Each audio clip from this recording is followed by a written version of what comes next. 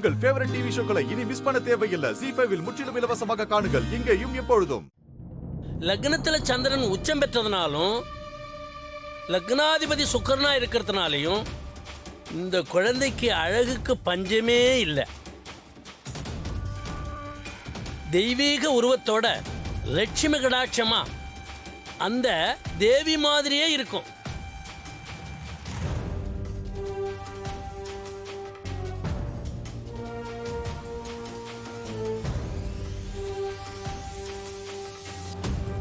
சனி 7ஆம் வீட்டுல இருந்து லக்னத்தை பார்க்கறதுனாலையும் 8ஆம் அதிபதி குரு 6ஆம் வீட்டுல இருக்கிறதுனாலையும் ஸ்ரீகிருஷ்ணர் 125 வயசு வரைக்கும் வாழ்ந்தார்.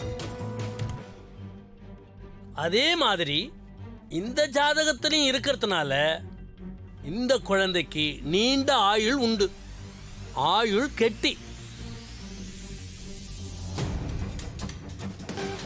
போச்சு, எல்லாம் போச்சு. ஸ்ரீ கிருஷ்ணன் குழந்தை பருவத்துல சந்திர தசையும் செவ்வாய் தசையும் நடக்கும்போதுதான் தாய் மாமன் கம்சனால பல கஷ்டங்களை சந்திச்சு கடைசியில கம்சனை வதம் பண்ணார். இப்ப இந்த குழந்தைக்கு சந்திர திசை முடிஞ்சு செவ்வாய் திசை ஆரம்பிச்சிருக்கு.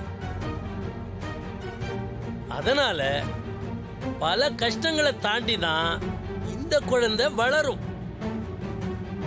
கம்சனை வதம் பண்ண கிருஷ்ண மாதிரி எதிரிய வதம் பண்ணும். கிருஷ்ணர் கீதையில எப்பெல்லாம் அதர்மம் தலை தூக்குதோ அப்பெல்லாம் நான் அவதரிப்பேன், தர்மத்தை நிலைநாட்டுவேன்னு சொல்லியிருப்பாரு. அப்படி தர்மத்தை நிலைநாட்ட அவதரிச்ச குழந்தை தான் இந்த குழந்தை.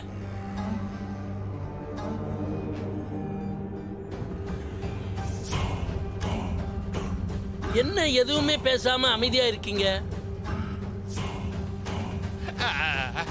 அது நீங்க குழந்தைய பத்தி சொன்னதை கேட்டு மெய் மறந்து சிலுத்து போய் நிக்கிறாங்க சிஸ்டர். நான் சொல்றது சரிதானே என்ன சிஸ்டர்?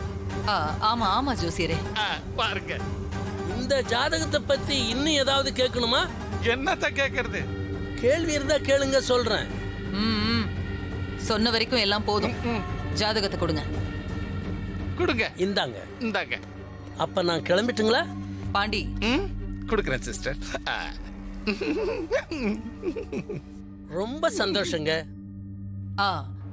இந்த ஜாதகத்தை பத்தின விஷயத்த இந்த வீட்ல யார்கிட்டயும் சொல்ல வேண்டாம், எல்லார்கிட்டயும் நான் சொல்லிக்கிறேன். சரிங்கம்மா, அப்ப நான் வரேன். போயிட்டு வாங்க ஜோசியர்ஜி. போயிட்டு வரேன். பார்த்து போங்க.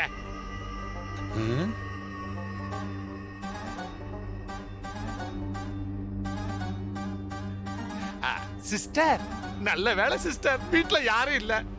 இந்த குழந்தையோட ஜாதகத்தை மட்டும் மாரியும் சூர்யாவும் கேட்டிருந்தாங்கன்னு வைங்க, என்ன ஆயிருக்கும்?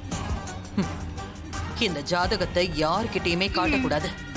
முதல்ல இதை எரிச்சு சாம்பலாக்குறேன்.